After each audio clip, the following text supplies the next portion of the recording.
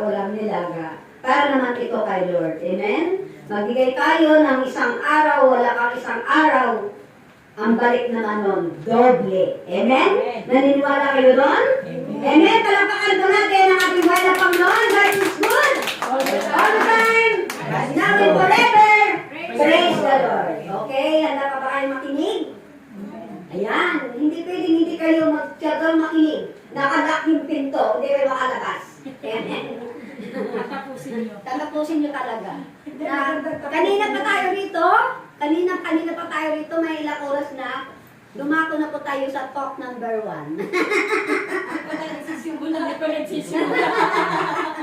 Talk number 1 pa lang ito. Kaya, huwag kayong magugulat. Nasa talk number 1 pa lang tayo. Yung kanina, ano pa lang yun? Kahit na ako, nagulat nga eh. Noong una.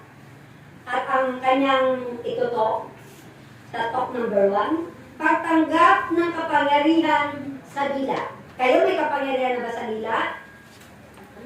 Wala sumasagot. Siguro wala pa sila. No, not no. Wala pa kayong kapangyarihan sa dila. Kaya nga, ang dila, masaya yan mamaya kapag mayroon na kayong kapangyarihan.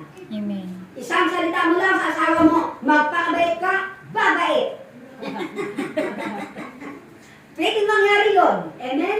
Nasabi natin, ang Diyos kasi, sinasabi pa kanina pa, makapangyarihan sa lahat. Kaya magagawa ng dila na yan. Pag sinabi mo kay Ama, mangyayari ba? Amen. Babait ang aking asawa. Yan. Hindi siya pwedeng left to saan. right. Natunay nga po talaga napakabuti ng Diyos. Amen? Kaya nga po kami hindi talaga tumigil sa paglilingkod.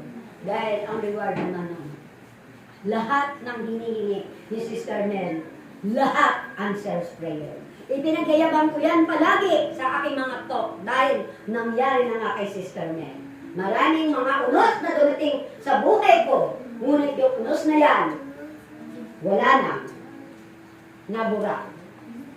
Nawala lahat ng mga problema. Kaya nga, ang problema, bayaan mo mamoroblema. Amen? Ngunit ang kapangyarihan ng dila, kapag sa inyo na yan mamaya, gamitin ninyo sa mabuti.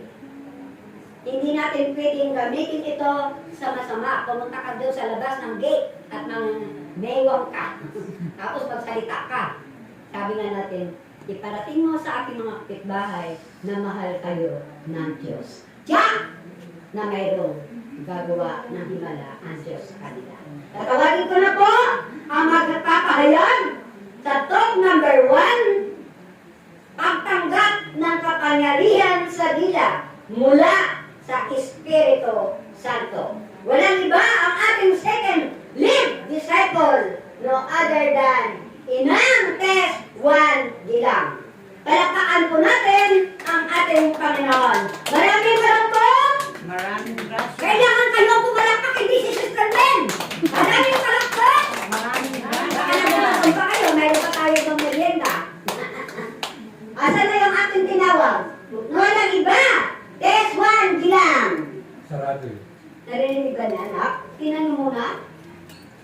Yan! Open the door. Kasi simula ako tatawagin, kanina ko pa naririnig yung kapangyarihan sa dila.